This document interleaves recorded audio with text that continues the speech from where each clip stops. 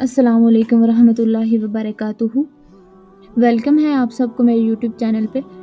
तो आज से हम जो है कुरान का सफ़र जो है वो स्टार्ट करने जा रहे हैं डेली की हम 2 या 3 या 1 आयत पढ़ी हुई तो उसको जो है पढ़ेंगे, उसको समझेंगे, उस पे गौर व फ़िक्र करेंगे और इसमें जो है आपको तर्जुमा तफ़सीर जो है वो बताई जाएगी, ठीक है? डेली जो है वो ज़्यादा काम नहीं होगा, बस 1 या 2 या 3 आयत जो हैं वो हम पढ़ेंगे और उसके साथ-साथ जो है मैं आपको अपना इंट्रोडक्शन करवा दूँ कि मैं जो है अल हुदा इंटरनेशनल इस्लामाबाद से मैंने तालीमुल कुरान 2 जो है उसका कोर्स भी किया हुआ है कैंपस मेन कैंपस से, ठीक है? और बैकग्राउंड जो है बस मेरा यही आपके आपके लिए काफ़ी होगा इंट्रोडक्शन, ठीक है? तो अगर सबसे पहले जो है हम पारास से पढ़ेंगे, ठीक है? मैंने एक और जो है ना वो आइडिया मैंने काफ़ी गैदर किए थे कि हम जो है 1-2 आयत ही हमने पढ़नी होती है, तो हम रैंडम जो है वो गूगल से सर्च करके आयत जो है ना वो उसके ऊपर से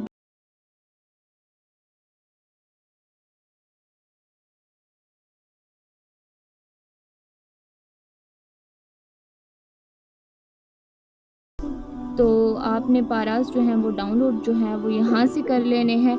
अलहुदा.pk की वेबसाइट पे जाना है और यहाँ पर जो है आपको ऑडियोज़ जो हैं उसमें ये मिल जाएँगे। तो यहाँ पर अलहुदा पॉडकास्ट तो यहाँ पर पहला जो जुज़ 1 है यहाँ पर देखें तो इस पे आपने क्लिक करना है पीडीएफ पे। तो यहाँ पर जो है आपके पास पीडीएफ डाउनलोड हो जाएगा, ठीक है? बिस्मिल्लाहिर्रहमानिर्रहीम।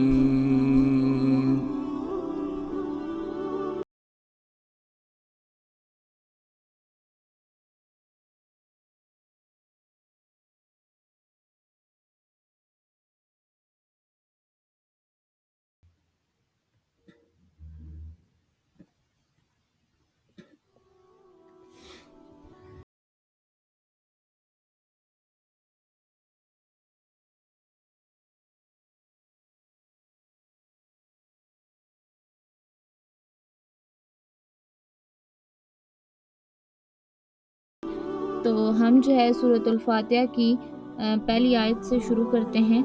इसमें अल्हम्दुलिल्लाहि सब तारीफ़ें अल्लाह ही के लिए हैं, यानी हर तरह की तारीफ़, सब तारीफ़ें। अब अल्हम्दुलिल्लाहि से जो है कुरान का आगाज़ हो रहा है और सबसे पहले क्या है कि सब हर तरह की हम्द, हर तरह की तारीफ़ का जो मुस्तहक है वो कौन है? अल्लाह ताला हैं क्योंकि अल्लाह ताला जो है अल्लाह ताला जो हैं उनकी जो सिफ़ात हैं, उनकी जो तारीफ़ है वो जामिया है, ठीक है? उसके बाद है रब्बिल आलमीन जो कि तमाम जहानों का रब है, हम्द और शुक्र है। यहाँ पर इस आयत में क्या है हम्द, अल्लाह ताला की तारीफ़ बयान की जा रही है। हम्द का मानी क्या होता है कि किसी की इख्तियारी खूबियों की बिना पर उसकी तारीफ़ करना, ठीक है? और शुक्र का मतलब ये होता है कि किसी के एहसान एहसान के मुकाबले में ज़बान से, दिल से या अज़ा से उसकी ताज़ीम करना। और चूँकि हम अल्लाह ताला की हम्द आम तौर पर उसके एहसानात के पेश नज़र करते हैं, ठीक है? इसलिए हमारी ये हम्द भी है और शुक्र भी है, ठीक है? हमारे लिए। अब अल्लाह ताला की हम यहाँ पर थोड़ा-सा जो है इन डिटेल डिस्कस करते हैं कि अल्लाह ताला की हम्द व सना जो है वो करने के फ़ज़ाइल क्या हैं, ठीक है? तो हम एक हदीस यहाँ पर कोट करते हैं कि हज़रत इन्स बिन मालिक रज़ी अल्लाह ताला अन्हु से रवायत है कि नबी करीम सल्लल्लाहु अलैहि वसल्लम ने इरशाद फरमाया कि अल्लाह ताला बंदे की इस बात से खुश होता है कि वो कुछ खाए तो अल्लाह ताला की हम्द करे और कुछ पिए तो अल्लाह ताला की हम्द करे। सही मुस्लिम में ये हदीस है, ठीक है? उसके बाद हम एक और यहाँ पर हदीस डिस्कस करते हैं सूरतुल फातिहा की जो हम्द और शुक्र जो पहली आयत है उसमें अल्लाह ताला की जो है तारीफ़ बयान की जा रही है, तो उसमें हम एक और हदीस बयान कर लेते हैं कि हज़रत जाबिर बिन अब्दुल्ला से रवायत है कि हुज़ूर सल्लल्लाहु अलैहि वसल्लम ने फरमाया کہ سب سے افضل ذکر لا الہ الا اللہ ہے اور سب سے افضل دعا الحمدللہ ہے، ٹھیک ہے۔ اور اس کے بعد جو ہے ہم آیت نمبر 2 جو ہے اس پہ چلتے ہیں۔ الرحمن الرحیم، بہت مہربان، رحمت والا۔ اب مہربان بھی ہے اور رحمت والا بھی ہے۔ اللہ تعالیٰ کے اس آیت میں 2 صفاتی نام ہیں۔ رحمان کا معنی کیا ہے؟ رحمان، الرحمن، رحمان کا معنی ہے نعمت عطا کرنے والی وہ ذات جو بہت زیادہ رحمت فرمائے، اور رحیم کا معنی ہے بہت رحمت فرمانے والا۔ اس کے بعد ہم ان ڈیٹیل زیادہ نہیں جاتے اور ہم جو ہے نا اس کا ترجمہ اور اس کو سمجھ کے پڑھتے ہیں، ٹھیک ہے۔ مالک یوم الدین، مالک یوم الدین کون سا دن؟ جزا کے دن کا مالک۔ جزا کے دن سے مراد قیامت کا دن، بدلے کا دن۔ اس دن نیک اعمال کرنے والے مسلمانوں کو ثواب ملے گا اور گناہ گاروں اور کافروں کو سزا ملے گی، ٹھیک ہے۔ جبکہ مالک جو ہے، مالک یہاں پر مالک بدلے کے دن کا مالک کون ہوتا ہے؟ بیسیکلی جو اپنی جس کی ملکیت میں نا ساری چیزیں ہوں اور وہ جیسے چاہے وہ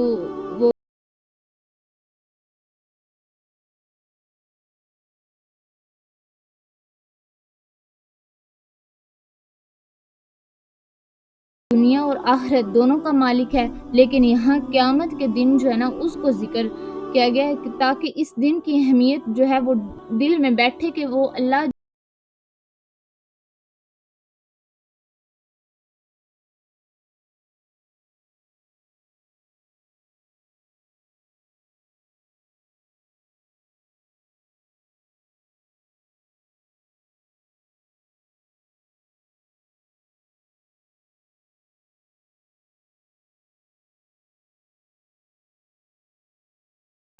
تیری ہی عبادت کرتے ہیں اور تجھ ہی سے ہم مدد چاہتے ہیں۔ اب اس آیت جو ہے، یہ جو آیت ہے، اس سے پہلے والی جو آیت ہے اس میں اللہ تعالیٰ کی جو ہے وہ حمد و ثنا کا یعنی حقیقی مستحق جو ہے وہ اللہ تعالیٰ ہی ہیں۔ سب جہانوں کو پالنے والا اللہ تعالیٰ ہے، مہربان ہے، رحم کرنے والا ہے۔ اس آیت سے بندوں کو سکھایا جا رہا ہے کہ اللہ تعالیٰ کی بارگاہ میں ہم اپنی بندگی کا اظہار یوں کرو کہ اے اللہ ہم تیری ہی عبادت کرتے ہیں۔ جب ہم نماز پڑھ رہے ہوتے ہیں اور یہ سورت جو ہے نا سورۃ الفاتحہ ہم پڑھتے ہیں تو ہمارے جو دل ہے نا اس میں ہم ویسے ہی پڑھتے ہیں، ہم اس کو سمجھ کے نہیں پڑھتے، ٹھیک ہے۔ تو جب ہم یہ جو ہے نا جب ہمارے اندر یہ چیز ہوگی کہ ہم ایاک نعبد و ایاک نستعین، کیونکہ عبادت کا مستحق صرف تو ہی ہے، اللہ تعالیٰ ہی ہے، ٹھیک ہے۔ اور ہمارے دل میں یہ ہو کہ اللہ کے سوا جو ہے وہ کوئی عبادت کے لائق نہیں ہے، ٹھیک ہے، جس کی عبادت کی جا سکے، اور مدد کرنے والا بھی وہی ہے۔ ہم اللہ تعالیٰ سے ہی مدد جو ہے نا وہ مانگتے ہیں اور ہمارے دل میں یہ ہونا چاہیے کہ ہم تیری اجازت اور مرضی کے بغیر کوئی کسی قسم کی کوئی بھی ظاہری، باطنی، جسمانی، روحانی، چھوٹی بڑی کوئی بھی ہماری جو ہے نا اور کوئی بھی مدد نہیں کر سکتا۔ بس اگر ہمارے دل میں یہ ہے کہ ہماری ہر چھوٹی بڑی کوئی بھی خواہش ہے تو وہ جو ہے نا وہ ہم صرف اللہ تعالیٰ کی عبادت کرتے ہیں اور اللہ ہی سے ہم جو ہے نا ہر کام ہونے کے لیے مدد چاہتے ہیں، ٹھیک ہے۔ اس کے بعد جو ہے آیت نمبر ہے 5 اہدنا الصراط المستقیم۔ اب یہ جو ہے نا یہ آیت بہت ہی پیاری ہے۔ اہدنا الصراط المستقیم یعنی کہ ہمیں سیدھے راستے پر چلا۔ اللہ تعالیٰ کی ذات صفات کی جو ہے نا، اب پہلے ذات، ٹھیک ہے، اس کی اللہ تعالیٰ کی صفات اس کا ذکر ہوا ہے، ٹھیک ہے، اللہ تعالیٰ کی عبادت کا ذکر ہوا ہے، ٹھیک ہے، اس کے حقیقی مددگار ہونے کا ذکر کیا گیا ہے۔ اب یہاں پر جو ہے نا وہ ہمیں ایک دعا سکھائی گئی ہے کہ اہدنا الصراط المستقیم، کہ بندہ یہ کہے نا کہ مجھے سیدھے راستے پر چلا، ٹھیک ہے۔ تو کیا ہوگا کہ اگر کیونکہ ہدایت تو تب بھی ملتی ہے نا جب بندے کو اس کے دل میں یہ حسرت ہوتی ہے کہ مجھے ہدایت ملے، ٹھیک ہے۔ تو جب اللہ تعالیٰ سے بندہ یہ دعا کرتا ہے اہدنا الصراط المستقیم، اہدنا الصراط المستقیم، جب آپ ریپیٹیشن کرتے ہیں تو آپ جو ہے نا آپ کے دل میں بھی یہ ہوتا ہے کہ اللہ تعالیٰ ہمیں سیدھے راستے کی توفیق عطا فرما، ٹھیک ہے۔ اچھا، تو اس آیت میں ہم یہاں پر ایک حدیث بیان کریں گے کہ حضرت عبداللہ بن عمر رضی اللہ سے روایت ہے کہ رسول اللہ صلی اللہ علیہ وسلم نے ارشاد فرمایا، بنی اسرائیل 72 فرقوں میں تقسیم ہو گئے تھے اور میری امت 73 فرقوں میں تقسیم ہو جائے گی، ان میں سے ایک کے علاوہ سب جہنم میں جائیں گے۔ صحابہ کرام رضی اللہ تعالیٰ عنہ نے عرض کی، یا رسول اللہ صلی اللہ تعالیٰ علیہ وآلہ وسلم، نجات پانے والا فرقہ کون سا ہوگا؟ ارشاد فرمایا، وہ اس طریقے پر ہوگا جس پر میں اور میرے صحابہ ہیں۔ اب یہاں پر دیکھیں، اہدنا الصراط المستقیم، یہ جو آیت ہے نا، یہاں پر آپ کی اسائنمنٹ ہے، جو ویڈیو دیکھے گا بندہ، ٹھیک ہے، کہ ہدایت حاصل کرنے کے ذرائع کون کون سے، ہم کیسے جو ہے نا ہدایت حاصل کر سکتے ہیں، ٹھیک ہے۔ میں کچھ آپ کو جو یہاں پر چیزیں بتا دیتی ہوں کہ آسمان اور زمین میں اللہ تعالیٰ کی قدرت اور وحدانیت جو ہے، اللہ تعالیٰ کی قدرت اور اللہ تعالیٰ کی وحدانیت، اس پر جو ہے نا کتنی زیادہ چیزیں ہیں جن پر ہم جو ہے وہ غور و فکر کر سکتے ہیں، ٹھیک ہے، جس میں ہم غور و فکر کر کے ہمیں پھر جو ہے نا ہدایت کی طرف ہمارا دل مطمئن ہوتا ہے کہ یہ چیز اللہ تعالیٰ نے بنائی ہے، ٹھیک ہے۔ تو آسمان اور زمین میں اس کی بہت ساری مثالیں ہیں، خود آسمان، ٹھیک ہے، اس کے بعد زمین، اللہ تعالیٰ کی اس کے بعد نازل کردہ جو کتابیں ہیں، جن میں سے قرآن ہے، انجیل ہے، زبور ہے، ٹھیک ہے، اور قرآن پاک سے یہ پہلے نازل ہونے والی کتابیں ہیں۔ تو اس کے بعد جو ہے اللہ تعالیٰ کے کچھ بھیجے ہوئے خاص بندے تھے، انبیاء کرام تھے، ٹھیک ہے، جو اپنی جن کی قومیں تھی، اور جو ہے نا تعلیم پیغام لے کر آئے تھے اپنی قوموں کی طرف، تو ہم ان سے سبق سیکھ سکتے ہیں کہ کون سی قومیں جو ہیں، کن کا جو ہدایت پا گئے ان کا کیا حال ہوا، اور جو نہیں پائے ان کا کیا، ٹھیک ہے۔ اس کے بعد اہدنا الصراط المستقیم، ہمیں اس سے نا 3 باتیں پتہ چلتی ہیں۔ ہر مسلمان کو اللہ تعالیٰ نے سیدھے راستے پر ثابت قدمی کی دعا جو ہے نا، ٹھیک ہے، وہ مانگنی سکھائی ہے، کیونکہ سیدھا راستہ جو ہے نا کیا ہوتا ہے کہ آپ کو منزل جو ہوتی ہے نا، منزل تک پہنچا دیتا ہے، اور جو ٹیڑھا راستہ ہوتا ہے، ٹھیک ہے، جو بھٹکا ہوا راستہ ہوتا ہے، وہ آپ کو جو ہے نا آپ کی منزل مقصود تک آپ کو نہیں پہنچاتا، ٹھیک ہے۔ تو یہاں پر جو ہے دلوں کو پھیرنے والی اسلام کی طرف، دین کی طرف، ہدایت کی طرف، ٹھیک ہے، تو سورۃ آل عمران کی آیت ہے ربنا، اور آیت ہے، اور یہ دعا بھی ہے، ربنا لا تزغ قلوبنا بعد اذ ہدیتنا وہب لنا من لدنک رحمہ انک انت الوہاب، ٹھیک ہے۔ تو یہ دعا جو ہے نا، یہ اپنی نمازوں کے بعد اور صبح شام کے اذکار میں شامل کر سکتے ہیں آپ، ٹھیک ہے۔ اور اس کے بعد جو ہے ہمیں دوسری بات اس سے یہ پتہ چلتی ہے کہ جو عبادت ہوتی ہے نا، ٹھیک ہے، اس کے بعد بندے کو کیا کرنا چاہیے کہ دعا میں اپنے آپ کو جو ہے نا وہ مشغول کرنا چاہیے، ٹھیک ہے۔ اور تیسری بات جو ہمیں اس سے پتہ چلتی ہے وہ یہ ہے کہ دعا جو ہوتی ہے نا، صرف ہمیں اپنے لیے نہیں مانگنی چاہیے، بلکہ ہمیں کیا کرنا چاہیے، سب مسلمانوں کے لیے دعا مانگنی چاہیے۔ اس طرح دعا جو ہوتی ہے وہ زیادہ قبول ہوتی ہے، ٹھیک ہے۔ تو اس کے بعد جو ہے اب اگلی آیت جو ہے، آیت نمبر جو ہے ہمارے پاس 7 ہے، ٹھیک ہے، 6 اور 7 ہے، ہم اس کو 5 کے بعد یہاں پر، اچھا یہ 6، یہ میں دیکھ رہی تھی، راستہ صراط الذین، راستہ ان کا جن پر اللہ تعالیٰ نے انعام کیا،